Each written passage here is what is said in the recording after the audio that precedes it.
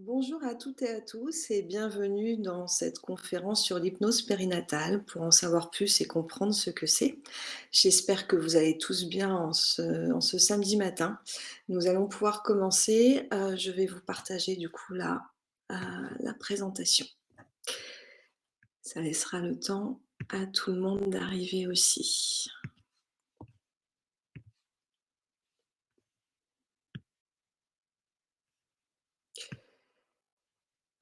Voilà, j'attends encore une toute petite minute pour laisser le temps à tout le monde d'arriver. Si vous avez des questions, que vous souhaitez les poser dans le chat, j'y répondrai à la fin de la conférence parce que le logiciel là que j'utilise ne me permet pas forcément de voir le chat, en même temps en fait que la présentation. Bon, je vais encore attendre quelques instants et nous allons pouvoir commencer.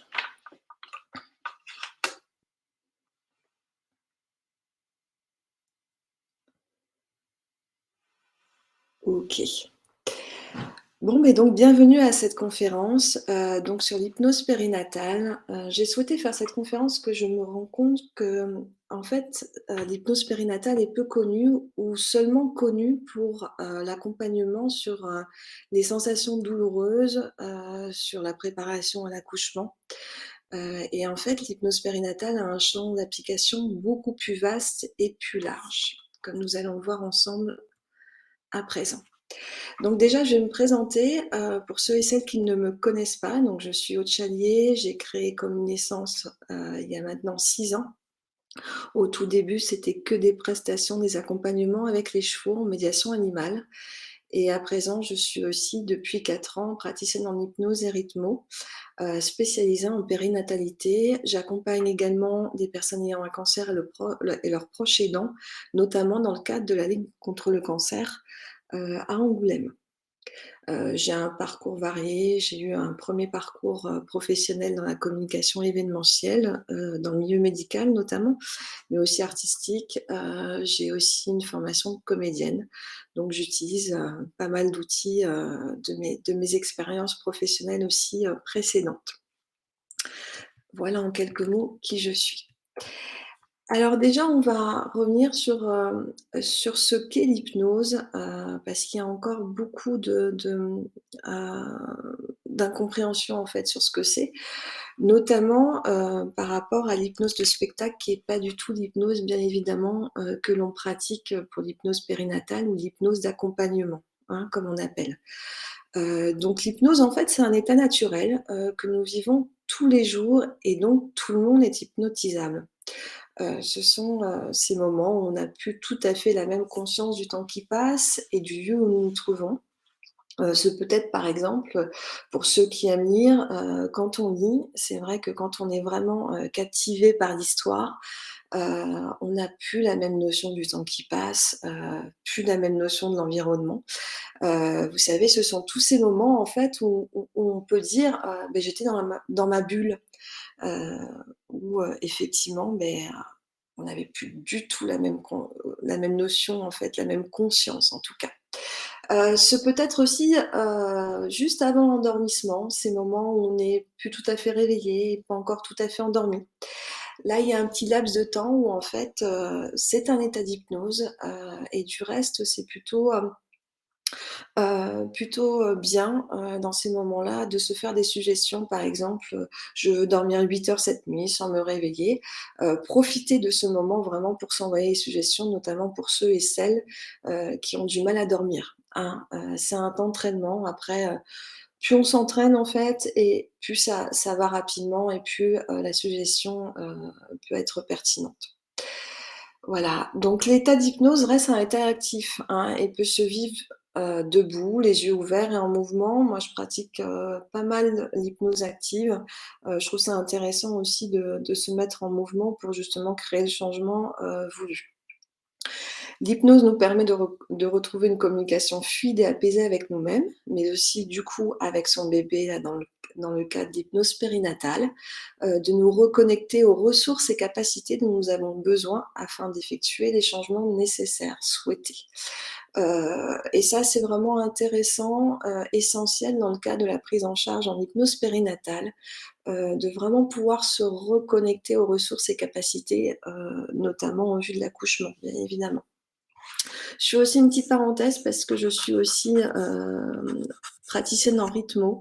Donc le rythmo, c'est le retraitement d'informations traumatiques par les mouvements oculaires, pratiqué uniquement par des praticiens en hypnose. Ça permet en fait notamment la prise en charge dans le cas de stress post-traumatique, de traumatismes tels que, les viols, inceste, et de libérer en fait tout l'émotionnel. Nous, on travaille vraiment en hypnose sur les émotions, hein, et ce qui diffère un petit peu de l'EMDR si certains connaissent. Donc, dans le rythmo, on utilisera, les mouvements oculaires, mais pas tout le temps, surtout les tapotements de gauche à droite, les sons aussi de gauche à droite. Et ça permet vraiment de libérer en fait l'émotion liée au traumatisme, c'est-à-dire qu'on va pas oublier, effectivement l'événement traumatique, mais par contre qu'on va pouvoir, vivre, entre guillemets «normalement», recommencer une vie normale, pouvoir en parler sans avoir cette décharge émotionnelle et que ça nous bloque dans notre vie. Voilà, pour résumer, si vous avez des questions sur l'hypnose, hein, notez-les moi dans le chat et j'y répondrai avec plaisir, à la fin de cette conférence. Donc qu'est-ce qu'on appelle la périnatalité? J'ai repris la définition en fait, du site, santé.gouv, qui définit la périnatalité comme l'ensemble des processus liés à la naissance, depuis la contraception jusqu'au premier mois de la vie du nourrisson, en passant par le désir d'enfant, le diagnostic anténatal, la grossesse, l'interruption volontaire de grossesse, l'accouchement ou l'allaitement. Je rajouterai aussi la prise en charge après une césarienne. On verra, tout à l'heure. Voilà, donc c'est vraiment ça ne concerne pas la périnatalité que le moment de la grossesse, hein. C'est avant, pendant et aussi après, jusque donc pendant le postpartum qui varie en général, le postpartum, on dit qu'il dure environ, allez 6 mois après, l'accouchement. Donc, voilà, comme je viens de vous le dire, l'hypnose périnatale, l'accompagnement en hypnose périnatale peut se faire du désir d'enfant jusqu'au postpartum, donc environ 6 mois après l'accouchement, en passant par les processus donc de FIV ou d'IVG, et l'accompagnement suite à une césarienne. Il peut se faire seul ou en couple, hein, et il vient bien évidemment en complément d'une prise en charge médicale. Ça ne remplace pas, c'est en complément, hein. Alors, pendant la phase du coup du désir de grossesse, l'accompagnement en hypnose lors de cette période permet de favoriser la fertilité, de se préparer émotionnellement et physiquement à une future grossesse, hein. On travaille notamment effectivement sur, la gestion du stress et la libération émotionnelle, hein. Qui permet, oui, de favoriser effectivement la fertilité, mais aussi la communication au sein du couple qui est quand même essentielle pendant cette phase-là. Les blocages rencontrés, hein, dus notamment à des croyances limitantes, un manque de confiance en soi, des traumatismes passés. Donc là, effectivement, l'outil, du rythmo peut être vraiment intéressant dans ces cas-là. Mais aussi, ça peut être le moment effectivement d'arrêter de fumer, et d'arrêter, en tout cas de diminuer, tout ce qui est, addiction, hein, l'alcool, donc le tabac, heu et ça, de préparer vraiment une grossesse, de mettre toutes les chances de son côté en tout cas. Alors l'accompagnement, lors de FIV, donc de fécondation in vitro. L'accompagnement donc se fait pour préparer les 3 phases du processus, hein, la collecte d'ovules, le prélèvement de sperme et l'implantation. Donc le travail en hypnose, se fait notamment sur la reconnexion à son corps et à toutes les parties impliquées dans la procréation, hein, qui est juste essentielle. Moi, je sais que je vois souvent en séance, des personnes, en fait, qui sont complètement déconnectées de leur corps. Ouais, il y a la tête et puis il y a le corps, sauf qu'effectivement, mais quand on veut faire un bébé, c'est quand même essentiel d'être connecté justement à son corps, hein.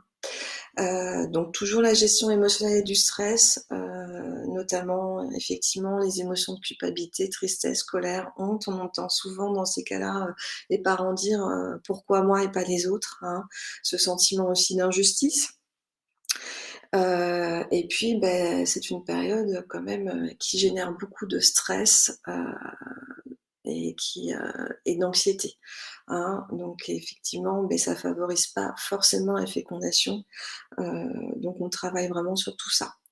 On travaille aussi sur la gestion des sensations douloureuses, hein, pendant ce processus. C'est pas des périodes très très confortables et très agréables, donc c'est aussi un axe de travail. La consolidation ou création d'une communication de qualité au sein du couple, hein, et de retrouver l'harmonie si c'est nécessaire. Heu, Comme je disais auparavant, c'est vrai que c'est une période qui est pas facile, donc des fois au sein du couple aussi ça se ressent, alors que justement, c'est une période où le lien, dans le couple, où la solidité du couple est vraiment importante en fait, hein. Voilà, et bien évidemment, ça C'est c'est des axes de travail, mais chaque accompagnement est différent et unique et selon les besoins de chaque personne, de chaque parent, en fait, hein. Et là, c'est pareil, les accompagnements peuvent se faire en individuel, avec le père ou la mère, ou en couple. Donc durant le premier trimestre de la grossesse, ça y est, vous êtes enceinte. Dans l'accompagnement au cours de ce premier trimestre, c'est vrai que les thèmes les plus souvent abordés, sont l'apaisement des maux physiques ressentis, hein, tels que nausées, vomissements, fatigue. Travail sur les émotions liées au fait de devenir parent.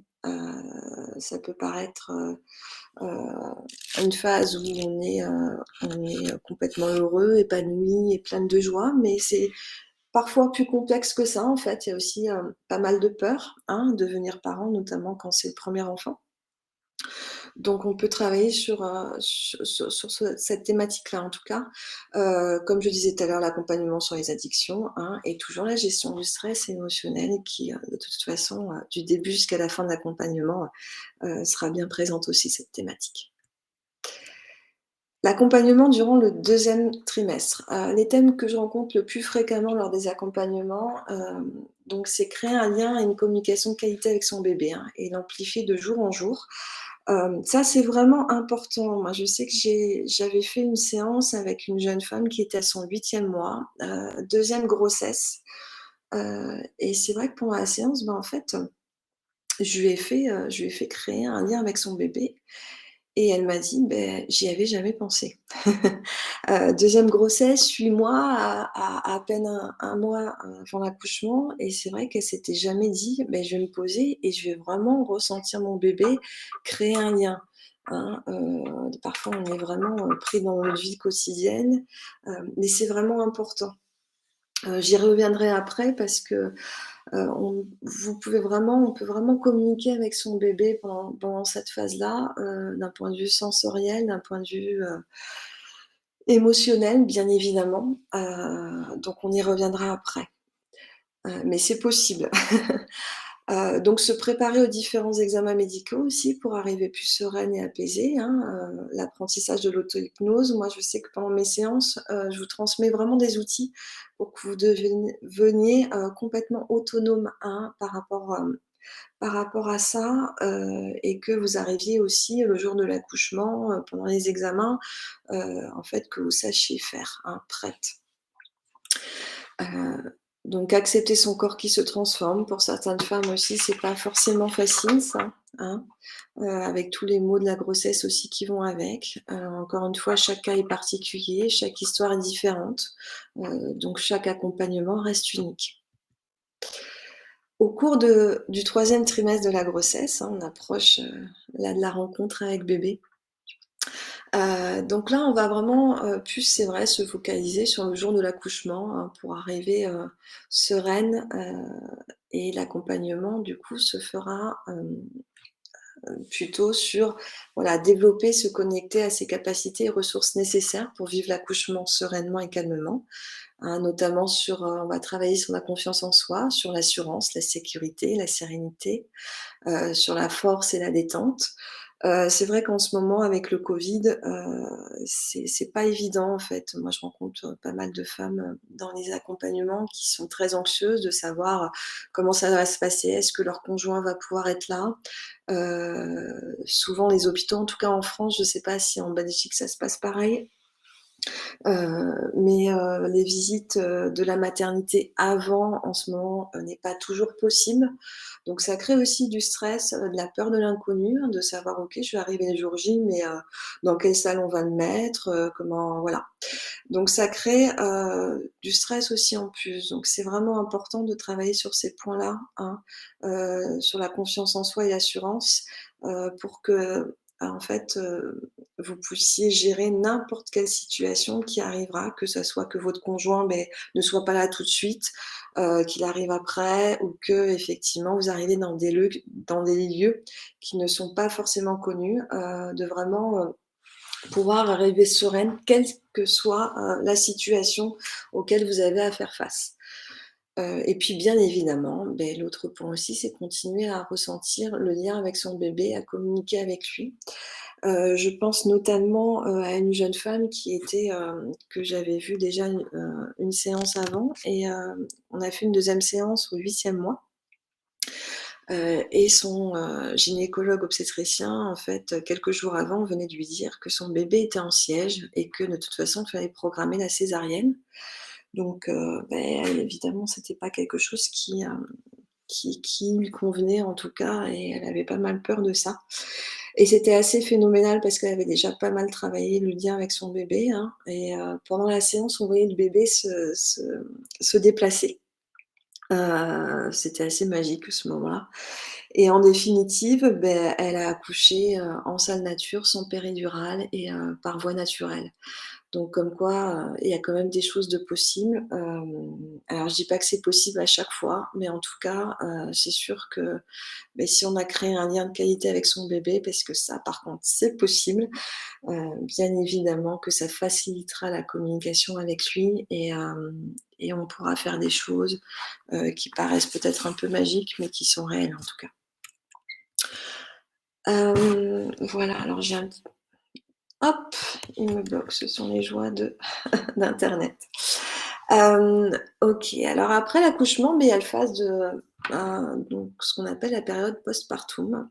Donc ça y est, votre bébé est né, et l'arrivée de l'enfant, même si effectivement il a été fortement désiré, peut chambouler pas mal de repères, hein. Donc notamment de savoir quelle place, surtout durant le premier enfant pour le premier enfant, de trouver sa place de mère, sa place de père, sa place de compagne, de mari, d'amant, hein, aussi d'amante. Donc on pourra travailler sur différents points, notamment beh, le baby blues, hein, toute cette, ce chamboulement hormonal et du coup émotionnel qui arrive d'un seul coup, qui peut être très perturbant et nous submerger en fait, hein. C'est, parfois pas facile de le gérer tout ça, plus la fatigue qui va avec. Donc la gestion du retour à la maison, comme je vous le disais, hein, retrouver sa place de père, mère, retrouver, d'autres repères. Et puis aussi, effectivement, pour les femmes qui souhaitent allaiter, favoriser la détente et le repos. Après voilà encore, chaque situation est unique, hein. Ce sont des exemples d'axes de travail, de thèmes, des thématiques, les plus fréquemment en tout cas rencontrées que je rencontre dans ma pratique.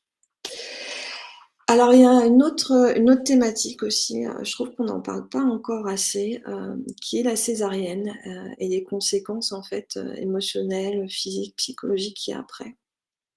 Faut savoir en tout cas, qu'en France, une femme sur 5 accouche par césarienne aujourd'hui, hein, et n'a pas été préparée à cela. J'ai repris là les études, une étude qui a été faite par l'association Césarine. Je vous invite à aller sur le site pour, ceux et celles que ça intéresse, que ça concerne. C'est très bien fait et ils font pas mal de choses, en tout cas pour la prise en charge, après césarienne. Donc comme vous le voyez à l'écran, là j'ai vraiment pris la dernière question, hein, plus générale, une étude qui a été faite en juin 2017. D'une manière générale, diriez-vous de votre césarienne que vous l'avez physiquement, voilà, très bien vécue, plutôt bien vécue? Là, il y a quand même, à peu près, plus de 40 de personnes qui l'ont mal vécu. Et ça s'amplifie, d'un point de vue psychologique, hein. Là, on est, carrément à 60 des femmes qui ont eu une césarienne qui psychologiquement l'ont mal vécu. D'où la nécessité vraiment d'un accompagnement après, hein, que ce soit un accompagnement avec un psychologue, effectivement avec, un praticien en hypnose. Les 2 peuvent se faire aussi en complément. Mais en tout cas, c'est important de ne pas rester seul, on va le voir effectivement après, notamment, pour la construction du lien avec bébé, parce que suivant comment la césarienne a été fait, est-ce que vous avez pu effectivement avoir votre bébé tout de suite après, sur vous? Est-ce que vous l'avez vu que quelques heures après? Suivant les conditions, le lien avec votre enfant ne se fait pas forcément, de la même manière, et vous pouvez rencontrer des difficultés là-dessus. Et c'est important aussi, je l'ai vu sur une jeune femme, qui avait une césarienne pour, le premier enfant. C'est vrai que je lui ai fait une séance pour son deuxième enfant, mais elle était déjà à 8 mois de grossesse et c'est vrai qu'elle stressait énormément de se dire: «J'ai pas envie que ça recommence», en fait. Elle s'est pas rendue compte sur le moment comme quoi ça l'avait, c'était quand même bah, oui, un événement traumatique, on peut appeler ça comme ça. Et qu'elle avait du mal à gérer en fait, hein. Elle était vraiment devenue presque phobique des hôpitaux et sa petite fille, elle est arrivée 1 mois après. Donc c'est vrai que faut vraiment être prise en charge en fait si vous ressentez après une césarienne, une difficulté à créer du lien avec votre bébé, qu'effectivement, beh, vous voyez que il y a quelque chose, des émotions à libérer, le faire plus c'est fait rapidement en fait là dans ces cas-là et plus le lien avec votre enfant sera facilité et si vous souhaitez avoir une grossesse derrière, beh, voilà, ça sera facilité aussi, hein. Donc effectivement, les axes de travail en hypnose périnatale, suite à une césarienne, comme je le disais, donc la libération émotionnelle et du stress. Créer un lien solide et sain avec son bébé malgré la césarienne, hein. Retrouver confiance en soi et en son corps. Ben ouais, le corps parfois, beh, du coup, on peut avoir des cicatrices, on peut aussi se dire, beh, que notre corps n'a pas été assez fort ou qu'on n'a pas été assez forte alors que c'est pas du tout ça, hein.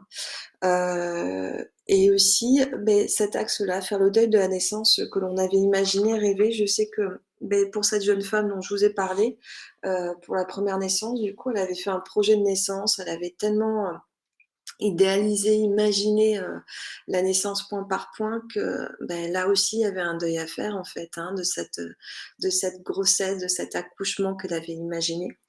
L'autre point aussi, beh, c'est trouver sa place de mère, hein. Ça aussi on le voit, suite à une césarienne. C'est parfois moins évident, un accouchement par voie naturelle. Après il y a des femmes qui s'en sortent très, très bien aussi, hein, bien évidemment. Alors l'autre point aussi, où on peut accompagner, en hypnose périnatale, c'est lors d'une fausse couche, hein, et d'un deuil. En sachant que je sais j'ai plus le pourcentage en tête, mais la fausse couche lors du 1er trimestre est quand même, peut être quand même assez importante et bien évidemment, je crois qu'au-dessus de 40 ans, elle est de 40 hein, le risque de faire une fausse couche. Plus on avance dans l'âge et plus le risque est important. Donc l'accompagnement en hypnose périnatale se fait également lors d'une fausse couche et du travail de deuil qui s'ensuit, hein. Cette phase de deuil demeure importante, surtout si le couple en plus désire avoir un ou l'autre enfant, il sera nécessaire qu'il puisse faire la place à ce nouvel être en devenir et favoriser la procréation, bien évidemment si cela est possible, hein. Après ça dépend, la cause de la fausse couche aussi, hein. Je fais aussi une petite parenthèse parce que, on me pose aussi souvent la question déjà de savoir, quelle est la différence entre, un accompagnement avec une psychologue et un accompagnement, avec, un praticien en hypnose. En fait, ce qu'on a en commun, hein, notre but bien évidemment, c'est que la personne aille mieux, effectue, les changements, nécessaires, écologiques pour lui, hein. Par contre, là où ça va vraiment différer, c'est dans les outils qu'on a. Les psychologues vont plutôt favoriser justement tout ce qui est parole. Eux vont pouvoir faire aussi un diagnostic, alors que les praticiens en hypnose, ne le font pas, hein, on ne fait pas de diagnostic. Mais c'est vraiment, voilà, sur les outils, donc c'est complètement complémentaire. On peut avoir un accompagnement avec un psychologue, mais également avec un praticien en hypnose. Nous, on va avoir des exercices, plus peut-être actifs dans l'action, mais les 2 peuvent vraiment être complémentaires et voilà. L'autre point aussi, c'est effectivement, on me pose aussi la question, par rapport aux sages-femmes qui font de l'hypnose. Là, je pense que déjà vous aurez compris que le champ est très, très vaste. Les sages-femmes, pour avoir parlé avec certaines d'entre elles, donc qui font de l'hypnose, c'est vrai qu'elles se concentrent beaucoup sur le jour de l'accouchement, en fait, sur la préparation, elles, à l'accouchement. Donc tout ce qui est gestion, de la douleur, gestion des maux physiques, en fait. Elles travaillent aussi, un petit peu sur le stress, mais elles prennent pas en charge, en fait, toutes ces phases-là, et tout ce champ d'application surtout. Et puis surtout, elles ont pas forcément le temps. Nous, les séances, elles durent 1 heure et demie, hein. Heu, donc c'est vrai que c'est un petit peu différent. Et ce qui est chouette, c'est, d'arriver justement à avoir, une collaboration avec ces sages-femmes qui sont en salle de naissance pour vraiment prendre le relais. Et ça, c'est vraiment super quand ça peut se faire, parce que nous, on fait tout le travail, en fait, avant la grossesse, pendant la grossesse, et arriver le jour J et avoir des sages-femmes, qui pratiquent aussi l'hypnose, ça, c'est juste, génial, en fait. Voilà, donc un petit mot sur mes accompagnements. Comme je vous disais, moi, les séances durent 1 heure et demie, hein, et commencent toujours par un moment d'échange, en fait, hein, de savoir, comment vous vous sentez, comment vous aimeriez vous sentir, de quoi vous avez besoin. Donc ces séances peuvent se faire en visioconférence, hein, ou en présentiel dans le nord de la Dordogne. Les séances en visioconférence, ça marche très, très bien, hein. J'ai encore, fait une séance là, il n'y a pas si longtemps que ça, avec une jeune femme, qui était à 8 mois de grossesse. Ça faisait depuis, ses 5 mois de grossesse qu'elle était alitée parce qu'elle avait des contractions et que les médecins avaient peur en fait, qu'elle accouche prématurément. Et en fait, on a fait une séance ensemble en visioconférence. Et il s'est trouvé que, elle avait beaucoup moins de contractions après, qu'elle a recommencé à marcher, qu'elle a créé un lien de qualité avec sa petite fille et que, sa petite fille est née à terme. Donc comme quoi c'est possible. Voilà. Donc le tarif, moi que je pratique pour les séances, hein, c'est 65 €. Voilà. Donc à présent, c'est à vous. Je vais me remettre effectivement, OK. Si vous avez des questions, écoutez, c'est le moment. Je lis un peu dans le chat, rebonjour à toutes. Oui, Roménia, les visites ne sont plus autorisées pour la famille en Belgique, sauf dans certains, mais la fratrie est de compagnie. Ouais, OK, super. Oui, en France aussi, hein, les visites sont plus du tout autorisées pour la famille. Le truc, c'est qu'avec le pass sanitaire, suivant les hôpitaux, c'est pas très clair, en fait. Ils transmettent pas des informations, forcément claires. Je sais que là, j'ai une jeune femme justement, qui se posait la question parce que son conjoint, n'avait pas, en fait, la vaccination totale, hein, n'aurait que la première injection. Et à l'hôpital, en fait, ils lui donnaient pas la réponse, en fait, donc c'était source d'anxiété, tout ça. C'est pas forcément une période très évidente. Voilà, écoutez, je sais pas si tout est clair pour vous, si vous avez des questions. Là, pour l'instant, apparemment, vous n'en avez pas. En tout cas, sachez que si vous avez des questions après la conférence, que vous vous rendez compte, que vous avez, voilà, réfléchi, vos méthodes, la parole alors non, alors là pas oui, bien évidemment qu'il y a un échange, au début, de la séance, hein, Charlotte, pour, donc ça passe par la parole effectivement, mais nous on est plus sur des exercices en fait, pratiques, hein, comme, ça dépend tellement de la situation en fait et de la personne, il y a tellement d'outils, possibles, en hypnose périnatale, ça peut être effectivement, par exemple, de vous faire vivre, de vous faire créer un lieu ressource, hein, où vous pourrez aller, le jour de l'accouchement, de vraiment des exercices de reconnexion à votre corps. Heu, donc c'est plutôt c'est vrai que les psychologues, eux, par contre, c'est vraiment la parole aussi. Nous, après, on peut aussi faire pas mal d'hypnose conversationnelle, hein, ce qu'on appelle, c'est-à-dire qu'il y a des techniques de communication ou qui vont favoriser effectivement, la réception de suggestions positives, voilà. Je ne sais pas si j'ai répondu, à votre question, Charlotte, vous me dites. Romina, pensez-vous que ce serait bien de faire passer une personne qui pratique l'hypnose en vain si la mère a déjà suivi, certaines séances? De faire passer une personne, quand vous dites de faire passer une personne, c'est-à-dire que le praticien qui l'a suivi, c'est ça, durant sa grossesse, puisse intervenir le jour de l'accouchement? Est-ce que c'est ça? Parce que je sais qu'en France, en tout cas, si on n'est pas personnel, médical ou paramédical, on ne peut pas en fait, hein, rentrer en salle d'accouchement, hein. On n'est pas autorisé à ça. Alors je ne sais pas si en Belgique c'est un petit peu différent parce que je sais que vous êtes, plus avancés, en tout cas, plus en avance, sur nous qu'en France. Mais en tout cas en France, quelqu'un qui n'est pas du personnel, paramédical ou médical n'a pas droit, de rentrer, dans les salles d'accouchement, sauf bien évidemment les conjoints. Voilà. D'un déni de grossesse. Alors moi, j'en ai pas encore, j'ai pas encore accompagné de femmes dans ce cadre-là, mais oui, l'hypnose périnatale, bien évidemment, peut servir dans ces cas-là, mais j'imagine que du coup, c'est, quand elle a pris conscience d'un déni de grossesse, c'est ça? Et je parlais notamment, tout à l'heure de l'outil, du Rythmo, hein, qui peut, je pense être très utile, dans ces cas-là, hein. OK Charlotte, super, oui c'est ça, OK.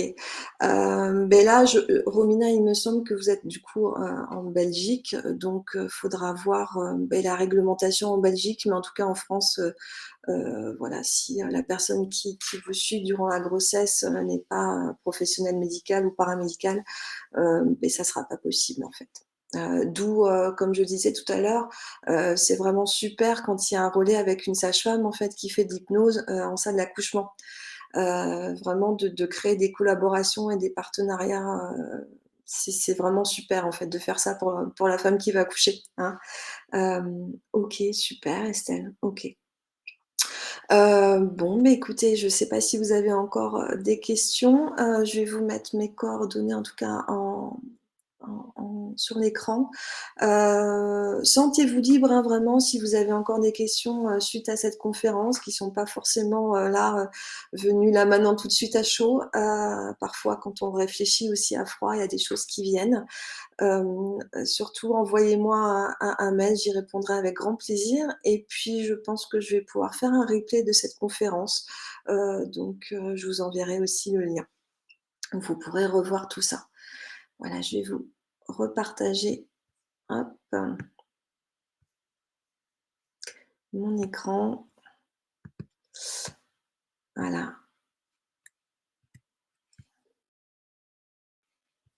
Vous avez effectivement toutes mes coordonnées. Vous pouvez aussi, vous abonner à la page Facebook de Connaissance, hein, où je publie les nouveaux événements. Beh, j'espère que, cette conférence vous aura permis d'y voir un petit peu plus clair sur ce qu'est l'hypnose périnatale et toutes les possibilités en tout cas qu'il y a grâce à ça.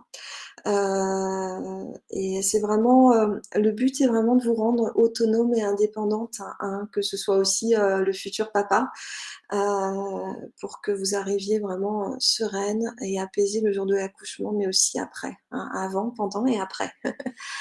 Voilà. Je laisse encore quelques instants mes coordonnées, en tout cas que vous pourrez, retrouver, via Facebook ou, sur le site de Communescence aussi. Donc voilà. Mais écoutez, j'espère en tout cas que ça vous a que ça vous aura servi. Ah, il y a une dernière question. Est-ce que les sages-femmes doivent suivre une formation pour pratiquer l'hypnose? Oui, tout à fait. hein.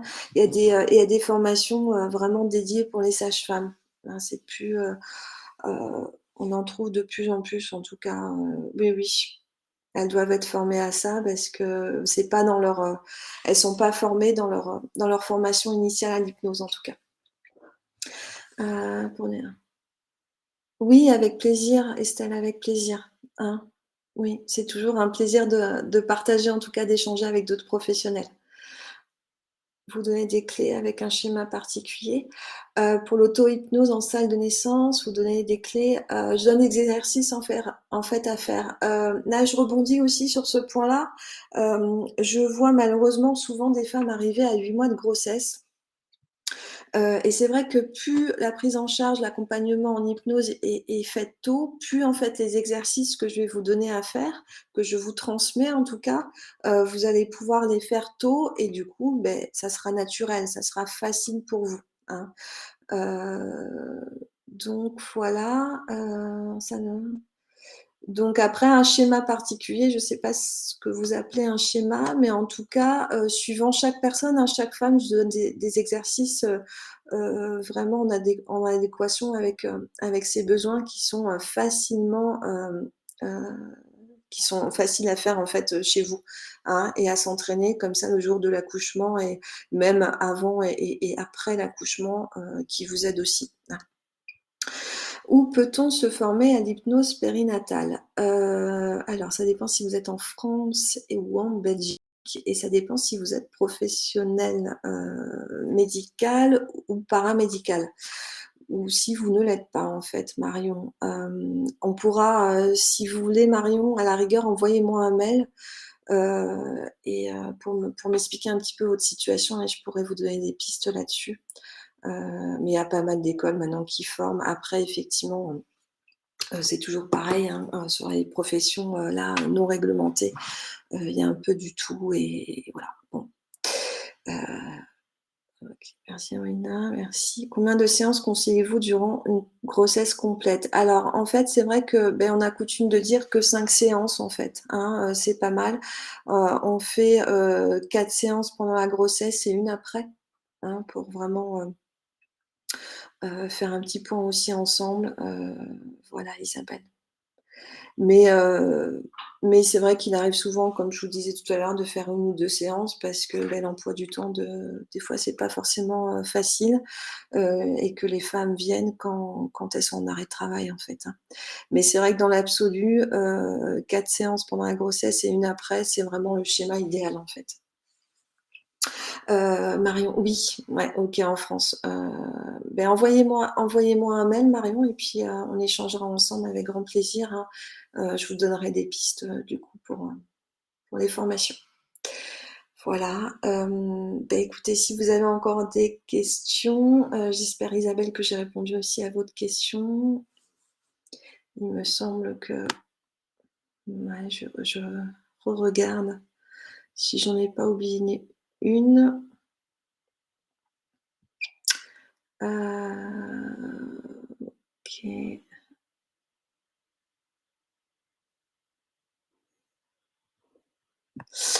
Alors Isabelle, du coup, c'est possible de faire des séances oui, tout à fait Isabelle. Oui, oui. C'est possible de faire à distance, bien évidemment, par contre, il vous faut une bonne connexion internet et plutôt un ordinateur que sur un portable que je puisse vous voir par contre. Mais sinon, oui, oui, c'est tout à fait possible, même moi je suis, qui était pas forcément, pour la visioconférence, là j'ai fait pas mal de séances en visio et en fait, ben, ça marcherait très bien aussi donc voilà.